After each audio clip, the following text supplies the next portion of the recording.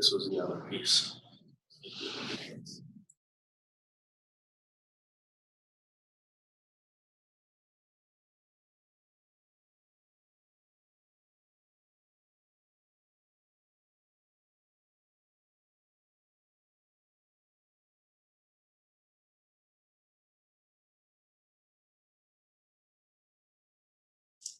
Myself. There you go.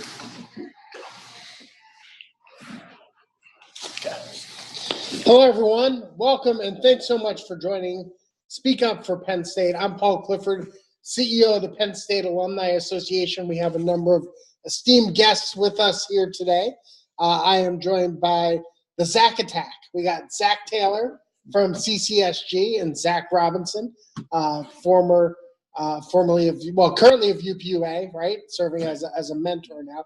And as always, Janesch joining us. How are you guys doing today? Doing great. Doing wonderful. Excellent. Well, we're going to talk today about ways we work together on Capitol Day to keep the state in Penn State, how to keep our advocacy efforts moving forward.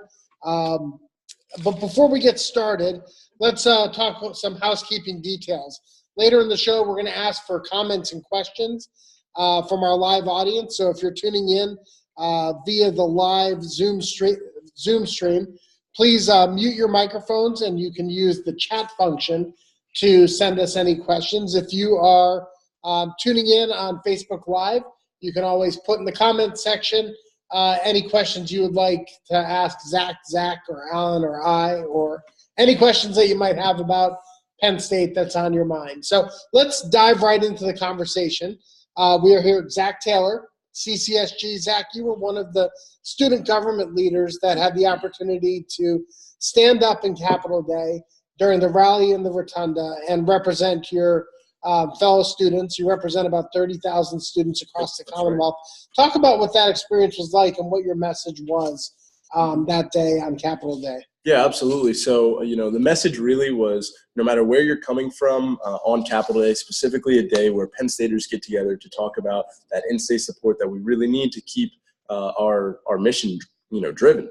Whether you're a faculty member that's really committed to keeping our institution excellent, whether you're an alumni who has been here and knows what Penn State has to offer, or you're a current student, someone who is literally experiencing what Penn State has to offer, we all know what it is that Penn State brings to the table. However, not everyone in Harrisburg does know that exact same thing. They haven't all been here. They haven't all experienced that Penn State experience. So my message was, no matter who you are and your connection to Penn State, if you know what we have to offer, go ahead and tell the people in Harrisburg so that they can support us as much as they possibly can. Excellent. Now, Zach, you didn't speak at Capitol Day, but you played a big role behind the scenes, helping us turn out so many students. Talk about what it was like to be there in the Rotunda that day and to hear all those voices unite on behalf of Penn State. Well, it was really a surreal experience just being part of the larger Penn State community. It wasn't just University Park students, it was also Commonwealth students, faculty, administrators, even President Barron was there to speak.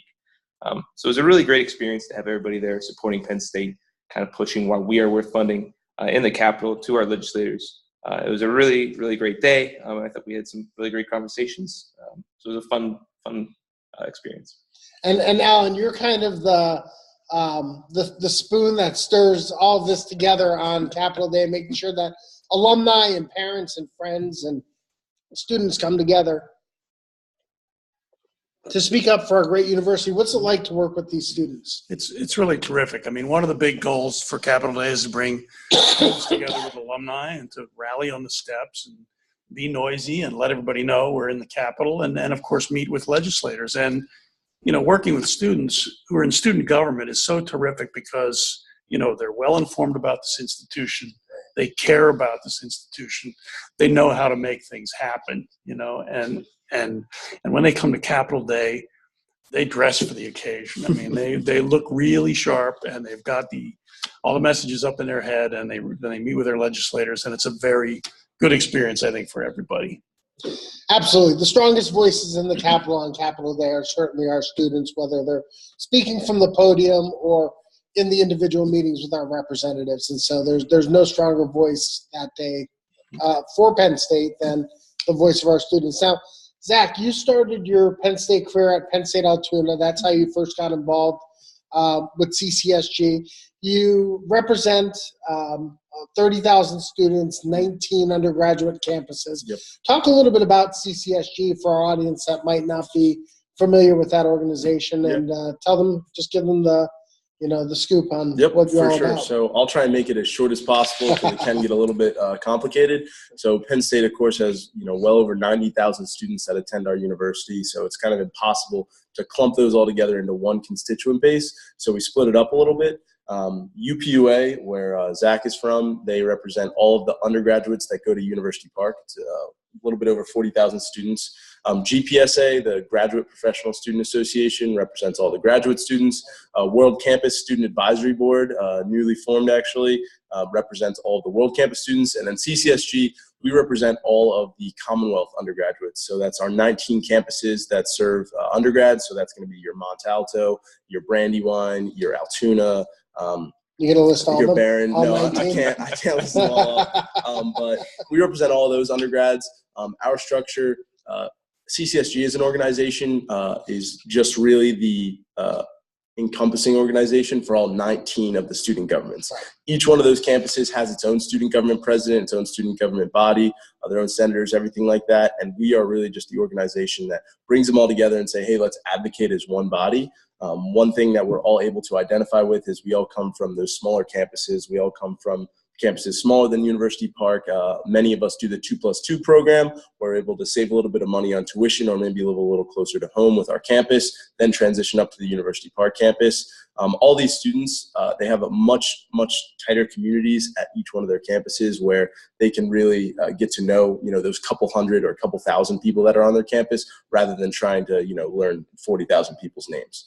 So a lot of them were really able to get behind the message of Capitol Day, not only this year, but years in the past. This year we had a really good turnout from a lot of the campuses that we typically haven't. Campuses like Greater Allegheny and even Penn State Brandywine was able to give us like 9 people that they were able to register for.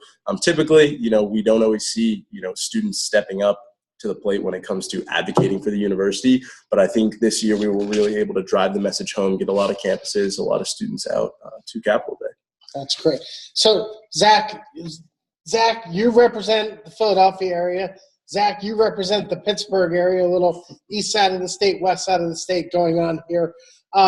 We mentioned you're involved with UPUA, but what I'm particularly interested in hearing about is your involvement as executive director of PASS, which is the Pennsylvania Association of State-Related Students. Tell me a little bit about that organization and how you work with the other campuses across the state. Sure. So I'll just say a little bit about both.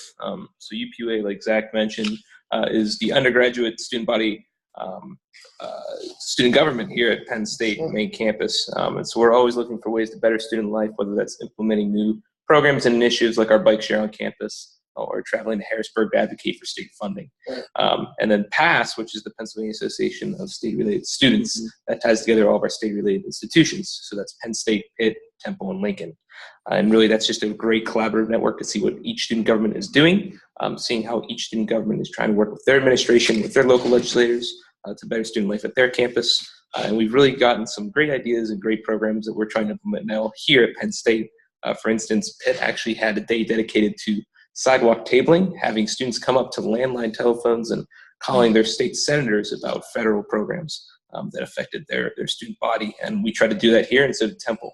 So just kind of the idea sharing between schools is great for PASS, as well as also advocating as a unit, which is something we're trying to do more of this year.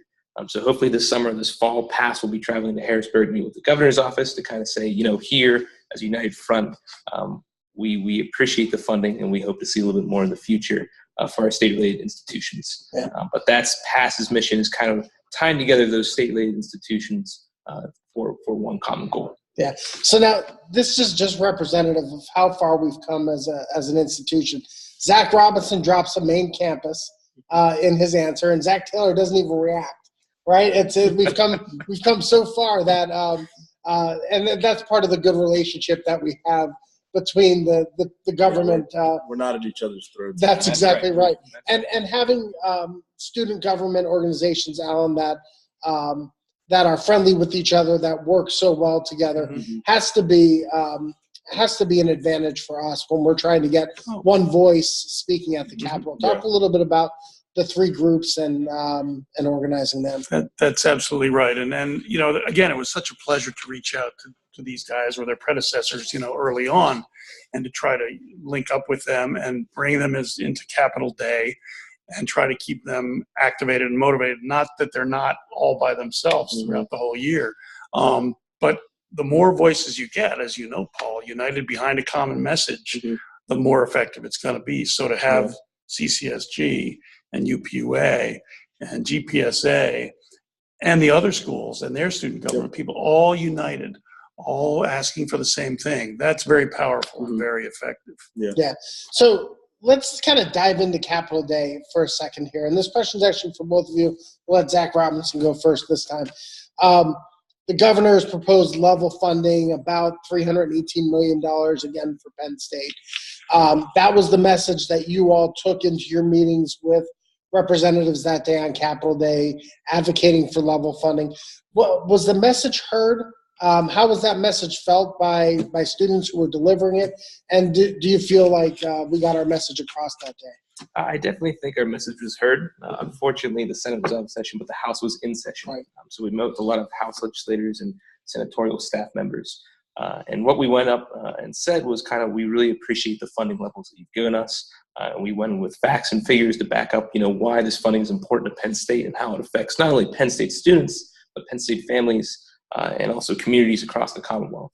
And I think legislators and the senatorial staff members that were sitting down in those meetings with us really understood the impact of funding Penn State. And I think our students got their message across and felt like their voices were heard. So I would say it was a great day, and I think that the students who went left feeling like they had made a difference. Yeah. Zach, I mean, level funding is somewhat of a bitter pill to swallow when we know all the needs that we have here at Penn State, but how was the message received? Yeah, I would say the message definitely received the right way. One thing that our governmental affairs team was able to do this summer was we sat down with probably as many, upwards of like 35, 40 senators and congressmen from not only Harrisburg, but also in DC. And really we're trying to hear, what is it that's the most effective way to convey our messages to you? And what they had said was students getting out in front of them. They don't want to hear from, you know, university administrators. They don't want to hear from the board. They don't want to hear from these people. They want to hear from the actual students that are the beneficiaries of that money that they are giving to the university. And that's what we were able to bring to them on Capitol Day, when we bring to them 8 students in one meeting, 5 students in one meeting, even just one student sitting there face to face telling them about their personal story. That is no doubt the best way to get our message across, and they definitely heard it this time around, as they will every time students come. Well, the students are the best voice to bring the Penn State message to life. But we also know an important voice in this process, Alan, is the voice of alumni back in the districts that actually send the representatives to Harrisburg. So for alumni that might be tuning in on Facebook Live or on Zoom, talk a little bit about how they can continue that message back home in their districts and to continue to advocate for Penn State. Yeah, one thing we did, Paul, as you know, was on Capitol Day itself. We sent out an action alert to everybody who's part of the Grassroots Network and said, can't be at Capitol Day? Don't worry about it. You can still make your voice heard. And we put an action alert out there so that people could sit down at their computers and echo the same message that people who were there live and in person were saying. Joining the Grassroots Network is always a great way to be involved, because we can keep people informed about what's happening and when to take action. So that's always something I try to promote with alumni and students and parents and everybody who wants to be involved and wants to support Penn State. That's right. I'm Paul Clifford. I'm here with my co-host, Alan Janesch, and you're watching and tuning into Speak Up for Penn State. We are here with 2 government leaders here at Penn State, the Zak attack, Zak Taylor and Zak Robinson. So not only were you active on Capitol Day and throughout the year, right, and making sure that the Penn State message is heard, but there's also kind of a political engine at work here on campus. You both have had a run for the positions that you've held, and Zach, you're actually leaving your role as CCSG president. The elections just wrapped up March 24th. Yes, Greg Carvajal and Cynthia Hairston will be the new president and vice president. Mm-hmm. Tell us a little bit about those folks and what kind of leadership we can expect from them. Yeah, so I mean, definitely, again, like you said, running for the office was a huge challenge that we had to overcome early on. Hunter and I, Hunter being the vice president, we had to face executive board incumbents, so people that were already the chief of staff and already, directors in the organization. So we were coming in as kind of fresh people. We really came in, shook up a lot of the ideas, changed the way that the organization operates, and we saw a huge boost in productivity, which was phenomenal to hear. We can objectively measure that we've been getting more done over the short period of time that we have in our term. Greg and Cynthia, they're doing the same thing we're doing, but times two. They have some new ideas about, how they want to communicate with other organizations, about how they want to communicate with the Commonwealth, about how they want to communicate our messages to administrators and alumni. They have a lot of new ideas that our organization may not have had time to complete, but they have the same productivity and the same deliverable-driven mindset, that they're going to deliver tangible results to all of our constituents and to the university. So I'm really excited for what they're going to do. I can't say I can put my finger on exactly which things are going to be the hit successes, but I know all the discussions we've had, Greg, Cynthia, I, and Hunter, we've all sat down and talked about some really, really exciting things that are coming forward. That's great. And similar question for you, Zach. You now move into your role as a mentor, elder statesman, if you will. Tell us a little bit about Cody Heaton and Laura McKinney. Sure. So Cody and Laura were just sworn in as UPUA's new president and vice president last Wednesday. I'm really excited about their platform and kind of the initiatives they want to push this year. About their initiatives on campus, continuing bettering student life, as well as more emphasis on our outreach programs and our sustainability here at Penn State. And their governmental affairs platform is a little bit more detailed, separating into the local, state, and federal levels.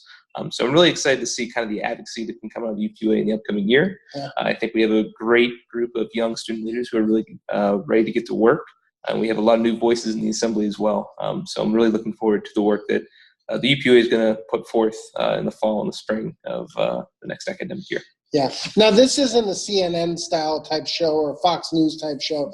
We don't have pundits sitting around the table making predictions, but I know Laura McKinney's a sophomore. Could she be a two-time UPUA president? If that's what's on the horizon for her? She may. She's the current vice president, Right. but she may, step into that presidential role, hopefully her senior year. It's always good to have a younger student serving as vice president, just so they can see what the president is always up Sure. to. Mm-hmm. Kind of continuing that on. They know what the role takes, time requirements, and also have those connections built because they're always by the president's side. Yeah. I do encourage outside involvement, and I really think competition is healthy, especially for student government. So I think anybody who wants to run should. But it is good to have young student leaders in the assembly just because they're able to build those relationships and hopefully hold them and maintain them and continue them for more than just 1 year. But again, I do like to see the competition, so I don't discourage that. That's good. Yeah. So, Alan, you've been working with the student leaders for a while in your role here at the Penn State Alumni Association, and year after year after year, we get great leaders in these roles to help us with our advocacy efforts. And yet, you have them for such a short period of time. And so, talk a little bit about the onboarding process for new folks and what it's like to bring in new student leaders.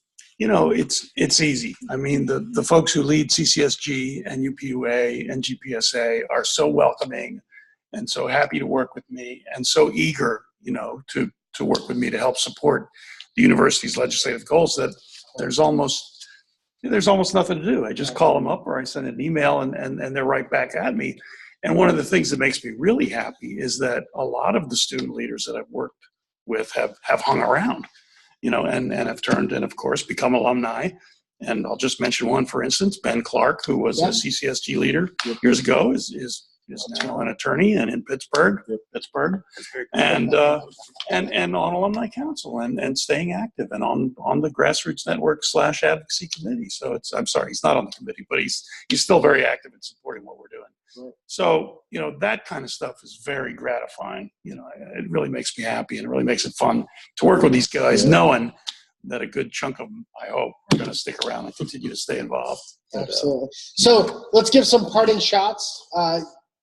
your last message to students and alumni. If you had to give a parting shot to alumni, or maybe a call to action for alumni or folks tuned in, what would your message to them be? Sure. I would just say that students really appreciate when alumni get involved in advocacy as well. It's really powerful to have both your students and your alumni of your university advocating to your legislators simultaneously, especially when it comes to big projects like the budget. So in the fall, if the budget starts to stall again, we would really appreciate alumni getting out there, calling their legislators, meeting with them if they have the time, and also writing letters and sending emails. It's huge when we unite as one Penn State community toward one objective or one goal. So it would encourage the alumni to remain active and remain true to their dear old white and blue. Mm-hmm. Yeah. Zach, how about you? Yeah, parting messages, definitely stay consistent with with staying with the university, because what ends up happening is we send out a message one day and it's just another message from Penn State or from the students or from the alumni. If you get those messages every week, then you're going to start to look at those messages like it's just a spam. But if you're engaged with the Grassroots Network, if you're engaged with the Alumni Society, if you're engaged with the university, you see those and you know what those are about. You know what the issues are for the university. So stay active, stay consistent with the university, and help everyone achieve their goals. Absolutely. So do we have any questions from the audience? Any questions for students on Facebook or on the Zoom video conference? No questions. Well, we will go to Alan for a final parting shot. Alan? Well, I would echo what these two fine young gentlemen said. Stay informed, stay connected to Penn State, and stay connected to the Alumni Association. Join the Grassroots Network if you're not a member. Build a relationship with your legislators, get to know them as individuals, and share with them information about what's going on in your community so you can become a source for them. And then when you do have something to ask for, they know who you are and they're going to listen to you. Right. Absolutely. Well, we want to thank everyone for tuning in to now our third episode of Speak Up for Penn State. You can get more information on the website that you can see on the screen behind us at alumni.psu.edu/grassroots. Visit that website. You can sign up for the Grassroots Network. You can see our calls to action and take action so that your voice can be heard as you speak up for Penn State too. Thank you to our guests for joining us today, and thank you to you, our audience, for tuning in. We are Penn State.